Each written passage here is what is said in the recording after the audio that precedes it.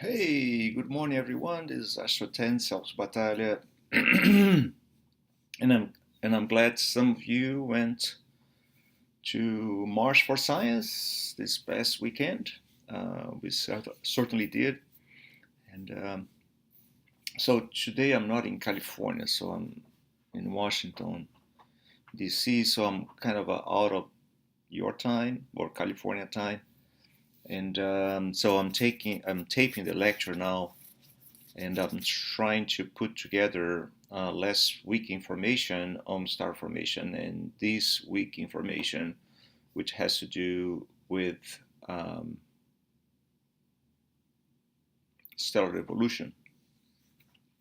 So basically, for the discussion, so just go to modules. So you go to modules and then find this week module. Discussion is stellar evolution. Open up. So we have this diagram that indicates steps on stellar evolution going from, low mass star, large mass star, very large mass star. So the evolution has a sequence and has an end of line.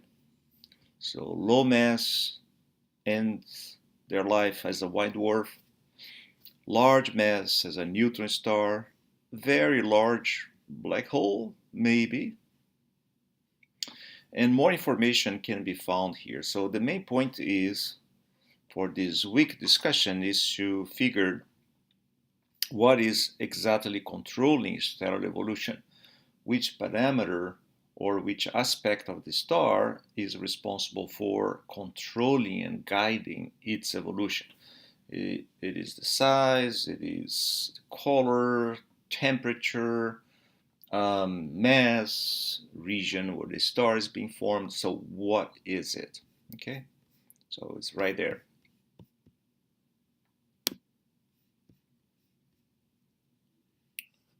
What is this? I don't need this.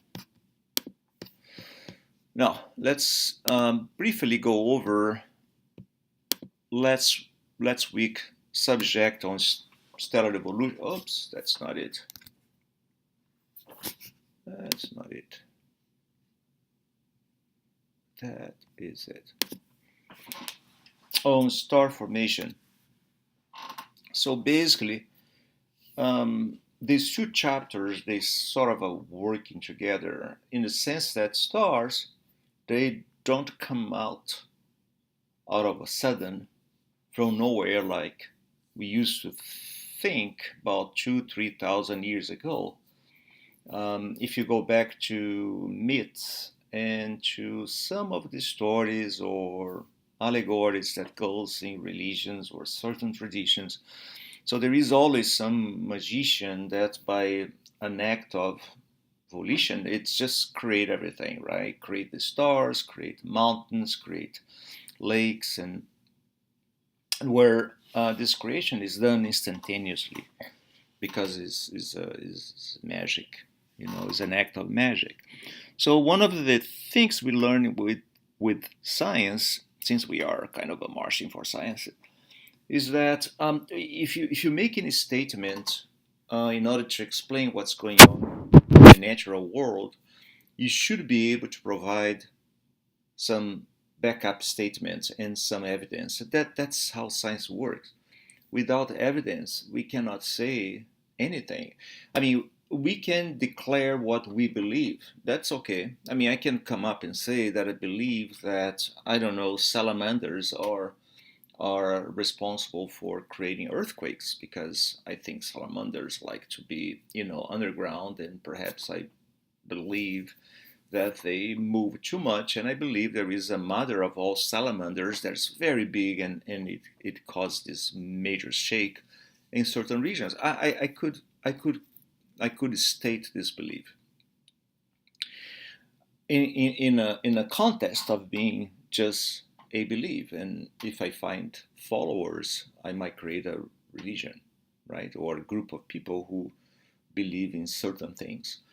Now, if you go to the realm of science, if I say that salamanders are responsible for earthquakes, I should be able to develop a whole thought process and laboratory supporting equipment that can prove this to be true. In a sense, okay, what salamanders are, what they do, what load they can carry, can they shake, and then prove my statement. So, of course, my example is very simple, but it goes to the point of this week's subject, which is stellar evolution. So somebody might look at me and say, how can you say all these things you're saying if you haven't followed a star being born since its very beginning to the point that stars undergo their death process? Since, as we learn in astronomy, it takes millions or perhaps billions or perhaps trillions of years for that process to be completed. So then somebody might say, well, you haven't lived that long. How can you see that? How can you follow that? Well, um, again, the main information and the carrier of information in astronomy is light. So we observe. That's why we have telescopes, and that's how we know so much about interactions of light with matter. So we need to collect light, and we need to be able to analyze light, and using tools, spectroscopy and photometry, which we so much have been pounding this course, using photometry and spectroscopy, we can then derive information. And that information has to be consistent in a sense that's not kind of a out of blue. So let's tackle stellar evolution. So since 1700, when Newton came up with his theory of universal gravity, which is there is a force, and this force depends on mass, and this force has the ability of bringing mass together, and bring mass together in such a way that it was not easy to conceive that stars could be formed out of the existence of gas and dust in the space. And then, if conditions were just right, gravity would be responsible for bringing gas together to a point where stars would be formed. So this is 1700, and then it was not too long since somebody went on and calculate for the mass content of a star like the sun, how long would it take for gas to be collected by gravity, crushed into a star the sun size, and radiate energy as we see? And now we are talking about millions of years for this contraction stage. So we think stars, I mean, in a classroom, I can ask my students, how long do you think a star is formed? And I hear all kind of answers. Since, well, perhaps few years, or of course there are people who think, well, instantaneously, because they have this religious background helping or guiding them through the answer. And I have few students that now raise their hands and say, no, it's a few million years, which is closest to what it is. So if you apply the laws of gravity, there are a few million years that, and in this picture here, you can see these clumps. See these clumps right here? Where's my cursor? My cursor is gone. I don't have a cursor here for some reason. Yeah, I don't. But you can see in this picture, which is a giant molecular cloud. It's a giant cloud of gas. It's thinner and less dense than our own atmosphere, just to give an idea of how thin this region is.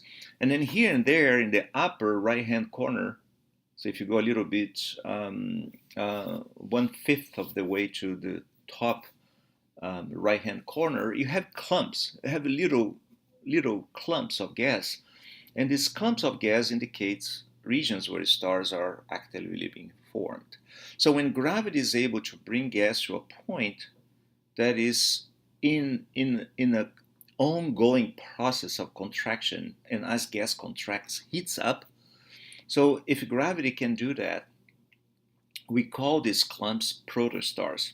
So protostars are stars that are in the process of being formed, and um, they are heating up, but they are shrouded. They are hidden by from view by gas, by opaque gas, and the most we can see is through the gas itself, and that is what you can see in few clumps in this picture. Now, all these pinkish dots, which are stars, they are lighting up, they are young stars. So those are not protostars. They are technically called pre-main sequence stars. Pre-main sequence stars. Pre-main sequence stars, and short for PMS. PMS, pre-main sequence stars. So pre-main sequence stars, they are either T Tauri stars or Herbig EE-BE stars. Let me see if I have some more information about them.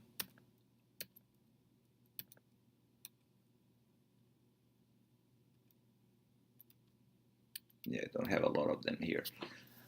So T Tauri stars are low mass stars. They are pre-main sequence, and Herbig EE-BE stars, AEB stars, are pre-main sequence. They are intermediate mass pre-main sequence. So they are a little bit more massive, and they evolve faster towards the main sequence than T Tauri stars. So let me show you, which is the subject of this week class, an HR diagram, Hertzsprung-Russell diagram, which is a diagram relating luminosity on the y-axis and surface temperature in the x-axis. So see these tracks, these black lines, those are called evolutionary tracks, and each line is an evolutionary track for a star of a given mass. So the one that is the most right-hand side is a tenth of a solar mass, and then the next one is half of a solar mass, and then 1 solar mass, and the last one is 100 solar mass. So you see these stars, depending on their mass, they will achieve this red line, which is called the main sequence. That's when we call a star a mature star. A mature star, like our sun, is a main sequence star. And there is some time frame since the star comes out of its protostar shrouded shell, and then you can see it, and then you call a T Tauri or a pre-main sequence star. So there is some time between that moment and when they become technically a star. And as you can examine in this picture, those that are more massive, they take shorter time to go from its proto phase to its stellar phase. See that? So 100 solar mass star, the one on the very top, takes what? 10,000 years. 10,000 years. 10 to the 4, it's 10,000 years. So the star that is 10 solar mass star, it takes 100,000 years. See that? It takes longer. So a star that is our sun, 1 solar mass star, according to this track, will take about 1,000,000 years. 10 to the 6 is 1,000,000 years. And a star that is a tenth of a solar mass will take 100 million years. 100 million years, which means, according to the Big Bang Theory and the information we are going to learn later, the universe has only, what, 13 billion years? Which means that a star that is 1/10 of a solar mass has not yet achieved the main sequence because they are still in the process of contracting slowly to the point eventually they become a main sequence. And how long that is? 100 million years. So they haven't had time yet to fully contract to the point of being called main sequence stars. So, and this has to do with this week's discussion. What drives stellar evolution is the mass. So mass, the mass is the stellar content, the amount of material a star has. Is equivalent to the weight. I mean, weight and mass are two different quantities in physics. So weight is a force, which is given by, if you take the mass of your body and you put on a scale, what you read in the scale is the weight, is the mass that is being pulled down by the gravity force that Earth itself exerts on us. And that pulling force is reading out in a scale, and we can read that with pounds, or we can read that in newtons if we talk about the international system units most commonly used in physics. But basically, my mass content, let's say, is 70 kilograms, 70 to 100 kilograms. That's the mass content of most of us. And so stars and their evolution will be dependent on their mass content. The most massive ones, like 100 solar mass stars, what that means? It means if you take the mass content of 100 suns and put it together, you have 100 solar mass star. So that star, because it has so much mass, which means has so much energy content, that star will evolve much more rapidly than a low mass star. So mass content is responsible for stellar evolution. In a sense, if you have a group of stars, let's say 400 stars being born at the same time, they are coeval. So you have a giant molecular clouds, and gravity fragments these giant molecular clouds into 400 clumps, and each clump hosts a star of a different mass. So Mother Nature prefers to form low mass stars rather than high mass stars. In fact, the production of high mass stars is much less than the production of low mass stars. It seems to be that way. And as a result, so if you form, let's say, 400 stars and only, let's say, 10 or so of them are, or 20 of them are high mass stars, and all the others are low mass stars, statistically speaking, then in that group of stars, sibling stars, 20 of them will quickly go through their evolutionary phase and die, while the other ones will still be going in their slowly process of contraction to become mature stars. So that's why you might have read in news or even in our book that some astronomers, based on evidence collected in isotopes in meteorites, some astronomers suspect that our sun was born with a sibling that was much more massive. And this sibling has gone, has exploded away. And the remains of these siblings can be found in the isotopic ratio of certain elements in meteorites, which indicates that some stars exploded pretty much close to the environment where the sun was being formed.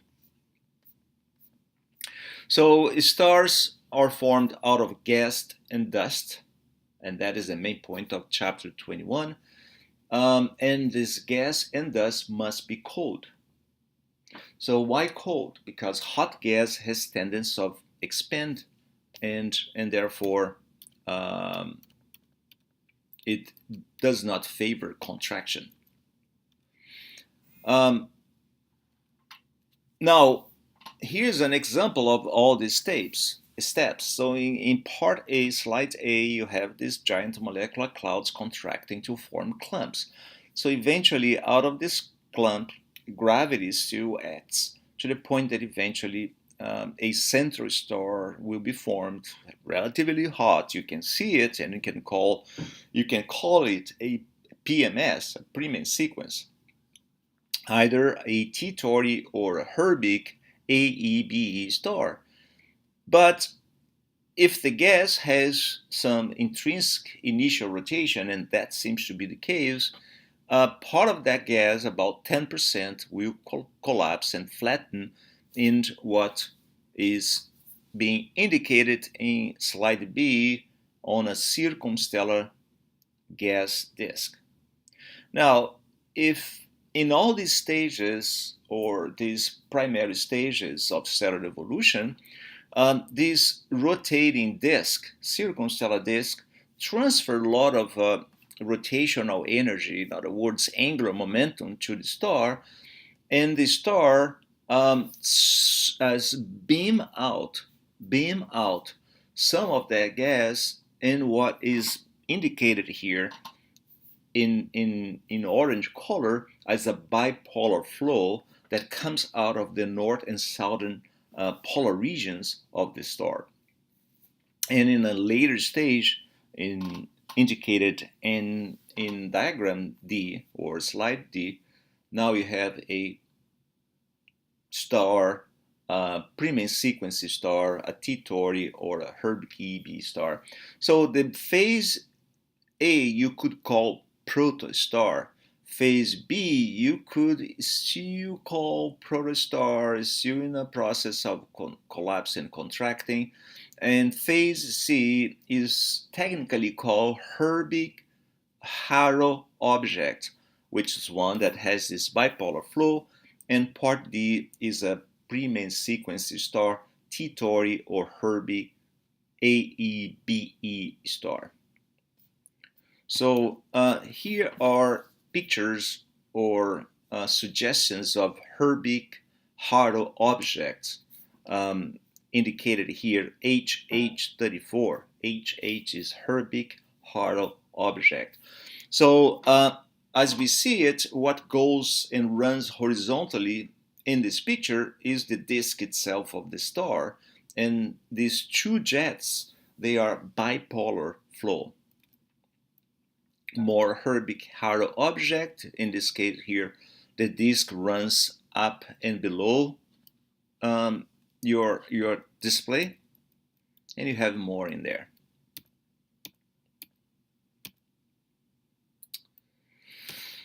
Okay, let's go to the other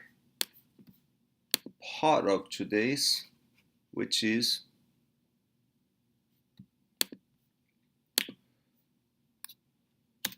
how stars evolve.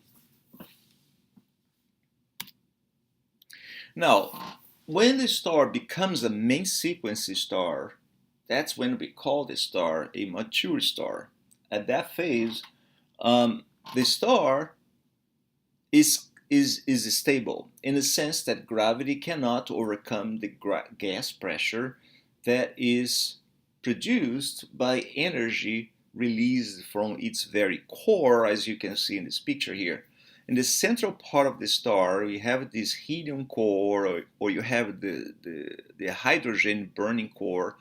So you have core, the central part of the star is so dense and so hot that nuclear reactions take place.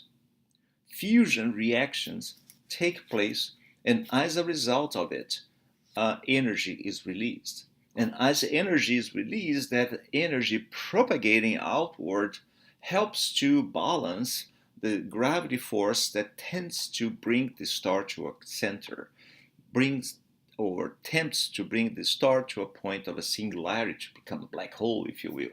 If there was no impending force, the star would be collapsing all the way to what we call nothing, or a black hole, something that has mass but cannot lose anything. There is no light coming out of it, and and it is only defined by its characteristic mass. Now, when does the star stop its contraction and slowly contraction is when fusion reactions start taking place. 4 atoms of hydrogen becomes 1 atom of helium through the PP or CNO process, as we saw in previous chapters, more specifically when we studied the sun. So in those different routes, new elements are formed. First of all, carbon, nitrogen, oxygen, but also energy is released and neutrinos are released, but primarily energy in the shape of gamma rays. So these gamma rays, this energy produced in the core, electromagnetic radiation, moves out to the stellar surface. And as it does, it transfers some of its energy to the gas, heating the gas up and keeping the gas stable. We call that stability between contracting gravity forces and expanding gas pressure. We call that equilibrium hydrostatic equilibrium. So the star has a sufficiently constant volume, which means it doesn't reduce in time, doesn't expand in time, it's just right. So the sun has been in hydrostatic equilibrium for about 5 billion years.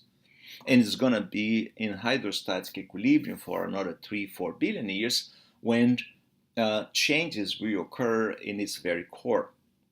So as a main sequence star, and as we saw in the chapter that deals with the sun, hydrogen is being fused with helium, but when hydrogen is gone, which is indicated in slide A, when we go to slide B, hydrogen in the core is gone. And then what happened? When that moment happened, the core slowly start to contract under the stellar weight. The core contracts, this gray core contracts, heats up, so goes from 20 million Kelvin and slowly start to increase its temperature, while the region around the core initiate fusion reactions, hydrogen fusion reactions. Now, the resulting outflow of energy from the core region is larger than it was being the star when the star was in the main sequence. So now more energy at that phase when the core stops its fusion reaction, the flow of energy now is bigger than it was when the star was a main sequence. So as a result, this excess of energy forced the star into an expansion.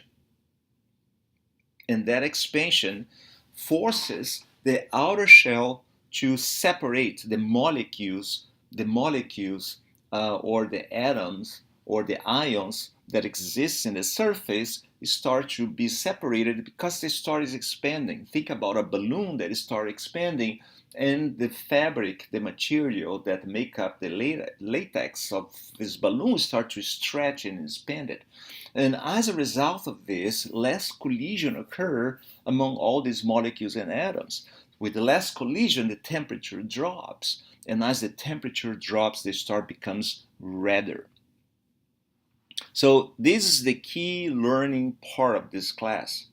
As the core contracts and heats up, the same time the core contracts and heats up, the outer shell expands and cools down, becoming redder. So the star now technically is a red giant. Okay. Now, as a red giant, if the star is a massive star, this process keep on going to the point the star becomes not a red giant, but a super giant star. And now you have in this picture scales, so you can have an idea. As a red giant, we are talking about a star that is 10 to 100 times as bigger as the sun. And as a red supergiants, so those more massive ones, this star can become as big as 100 to 1,000 times bigger than the Sun.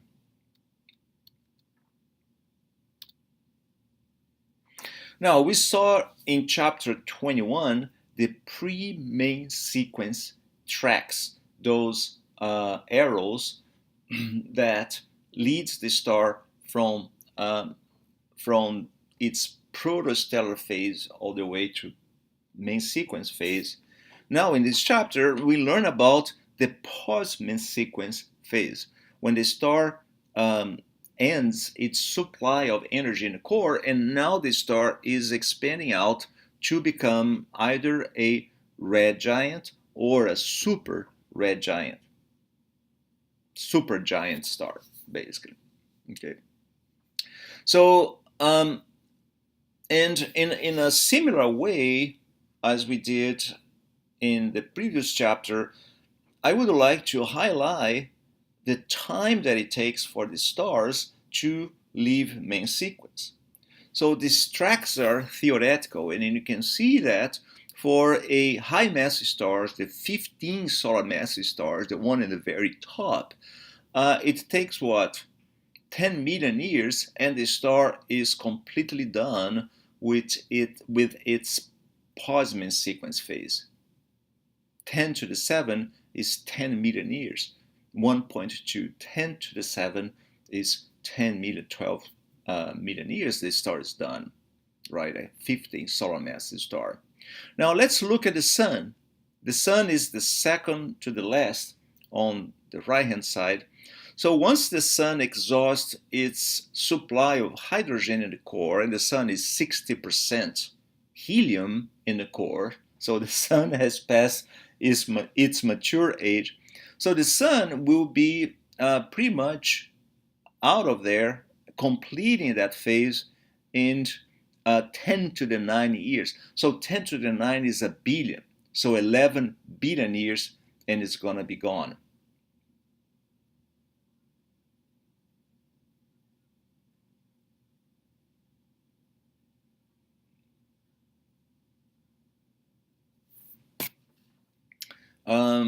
I need to check those numbers.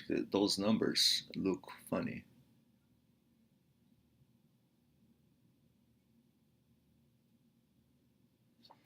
Um, 11. I mean, this might indicate the entire evolutionary sequence, not only the post-main sequence. You see, the solid background show the predict evolution from main sequence through the red giant. Okay, so that's everything. So this 11 billion years is everything, is the time that it takes in the main sequence, which is most of the time, and the time that it leads to the post-main sequence. First time I saw the graphic, I thought they were going to give ages only for the post-main sequence, but that includes everything.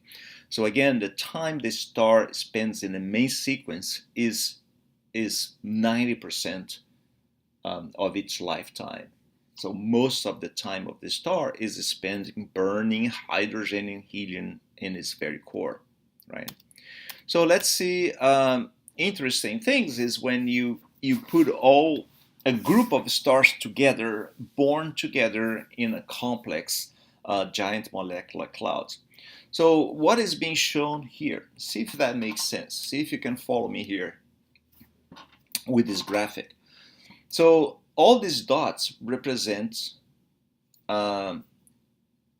data for stars on their luminosity, which is energy they send out to space, and in the x-axis, their surface temperature.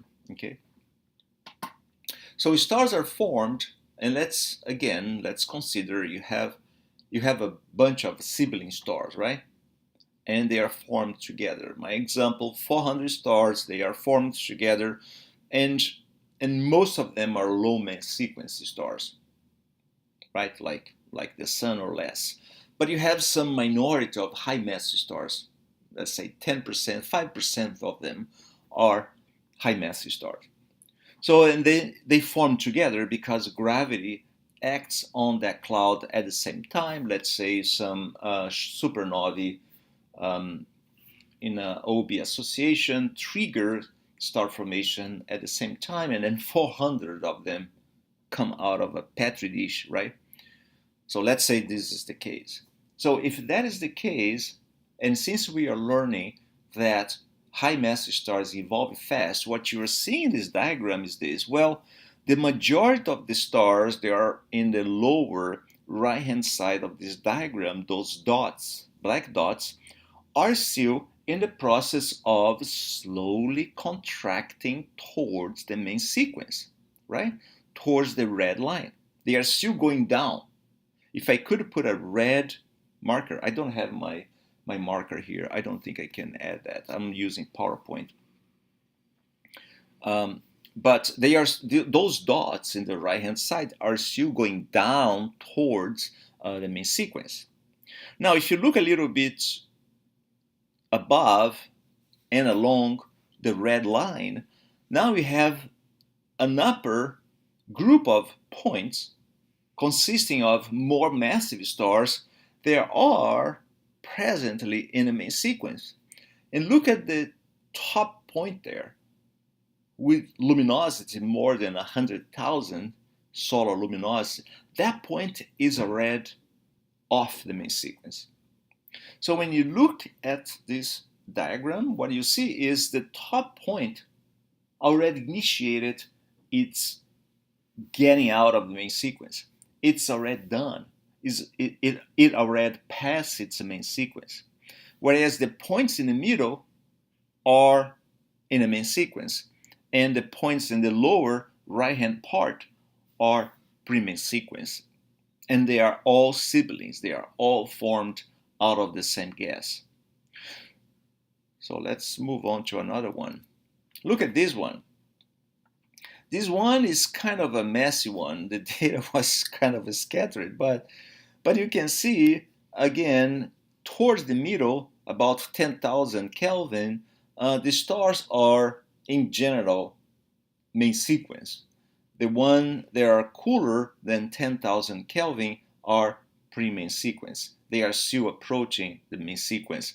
And you have an isolated point above 1,000 solar luminosity. They are off the main sequence, but it's so scattered that I don't know if the data here is reliable or not. Look at this one. This one is very nice.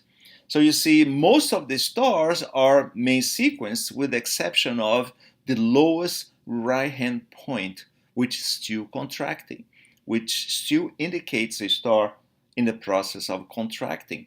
And whereas there is a turning off point at about 10 solar luminosity where the stars are getting off the main sequence. And those above 100 solar luminosity are all red giants. See that? And here is even better. Look at how beautiful that is. Anyway, you can use theoretical considerations to determine how long it takes the core of a star to exhaust its nuclear fuel, to exhaust its hydrogen content, because depending on the mass, that can determine how fast these nuclear reactions take place, and by doing so, you can address an age for this cluster of stars, and that's how age is given in this diagram. So, and pretty much these are the main topics of this chapter.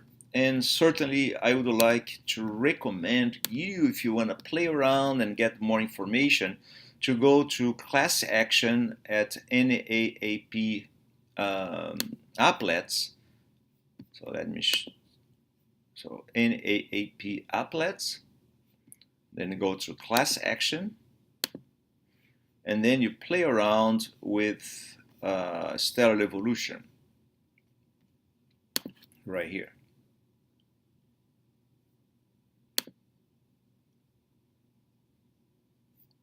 I think I already did that.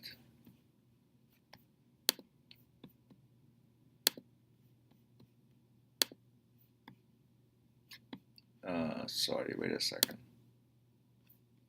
Why am I not putting out? Oh, there you go. I think it's here. Okay, it's right here. Yeah. So you go to class action, click on that, start evolution, and then you have a lot of questions here you can play with. Like, for instance, here's an HR diagram, luminosity, Hesperus-Russell diagram, and temperature.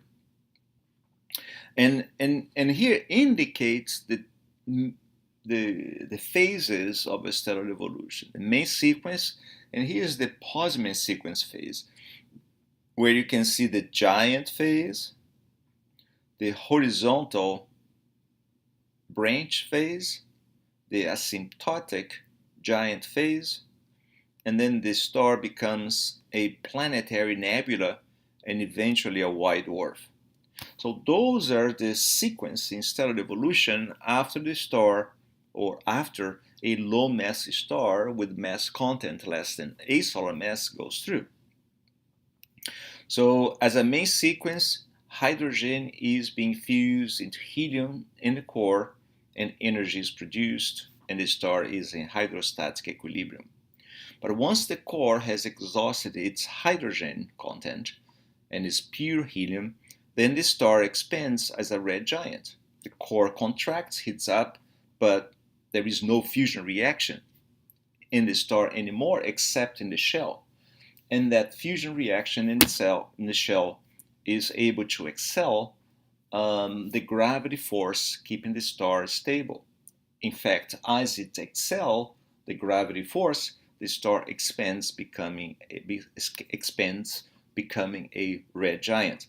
Now, eventually, the core becomes hot enough to initiate fusion reactions of helium in there. So helium goes through the process called triple alpha process. Helium fuses into carbon and oxygen. And as a result, because there is a brief moment of fusion reactions in the core again, where helium is being fused in carbon and oxygen, the star is technically stable again, and you can see this stability with an average, a somewhat constant luminosity through that cycle, in which the star is called horizontal branch. But eventually, the helium in the core that is now being fused is exhausted, and then the core initiates its contraction while the outer layer expands, because the star now undergoes switch on and off fusion reactions of hydrogen and helium in two distinct shells. And then the star becomes an asymptotic giant star. And eventually, as an asymptotic giant branch star, flashes of energy is suddenly produced in the star interior part that expands and expels this outer shell to the interstellar medium. And this process is very fast as far as stellar evolution is concerned, take a few 100,000 years, and eventually that gas is dispersed in the interstellar medium, and we call that phase a planetary nebula, to the point that eventually the core will be exposed, and that exposed core, hot and rapidly rotating core, has a name. The name is white dwarf. So those are the steps in the stellar evolution of a low mass star. So then you have these questions. An evolutionary track is shown here. A track like this corresponds to the motion of a star through space? No. The star doesn't move. I mean, the sun will stay in its position as it evolves, right? It will, the evolving characteristic of different generations of stars? No. The characteristic of one star changing over time? This looks good. The characteristic of a group? No, none of the above. So I would vote C, so you click your answer, right? Another one, core stage. What is this? Oh, you have core stage and you have several options, so you can test yourself again. Okay, let's see what we have here. We have a dot in the main sequence. This is the pause-main sequence phase, giant phase, horizontal branch, asymptotic branch star. The evolutionary track of a medium mass star is shown below, which cutaway chord diagram correspond correctly illustrate the source of fusion energy when the star is at the indicated position. So this is a main sequence. A main sequence is one in which this is hydrogen is being fused into helium everywhere. This is helium is being fused in carbon. This is a helium core. This is a carbon core star.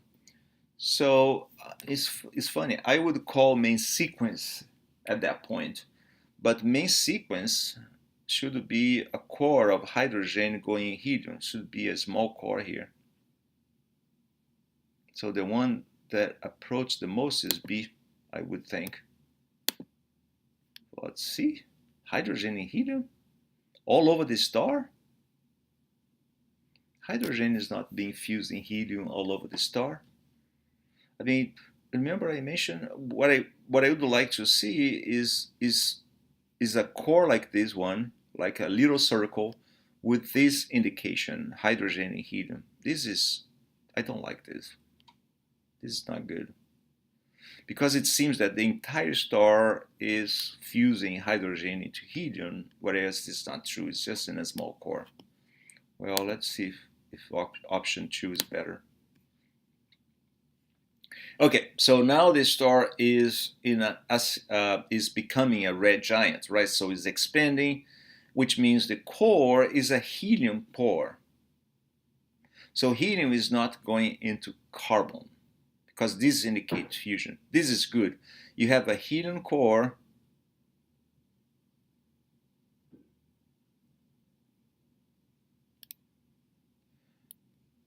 and here you have a, oh, that is the core. This is not the star. This is the shell. Okay, that makes sense. Okay, so let me go back here. If I were the one writing this question, I would say the evolutionary track of the core of a medium mass star is shown below. It's not the medium mass star. This is the core. So this is the core, or the region around the core. It's not the star. So in that, if we are talking about the core only, then it is true. Hydrogen is being fused in helium. We are talking about the main sequence. So let's go to option number 2. So now all of this is a core, right? It's not the star. So this is bad. That should be of a core, the core of a medium mass star. So if it's the core, helium is inert, like here, and the region around the core is a flash, is a fusion reaction where hydrogen is being fused in helium. C is a good answer. There you go. So let's go to number 3. Now, number 3 is the horizontal branch star. It's the end of a horizontal branch star. As a horizontal branch star, helium is being fused into carbon in part B, and there is a shell of hydrogen and helium. So I would mark B. But it's kind of funny, because you could think this phase here is one that you have now, you finish that phase, and you are in the asymptotic giant branch, which is a core of inert carbon plus 2 shells where the energy is switching on and off. One, helium is being fused into carbon. The other one, hydrogen, is being fused in helium. So I would say is still a horizontal branch. So I would mark B. But I don't know. This is misleading. It's misleading. I could think D, which means is an asymptotic giant branch, which means D would be the right one. And option 4, okay, that's an asymptotic giant branch, and that would be D. Okay, so play around with these class actions. They are very good and helps you to get a grip on this chapter subject. All right. Okay. Email me. I'm not there in California, but I'm checking things out. And email me if you have any question. Okay. Bye.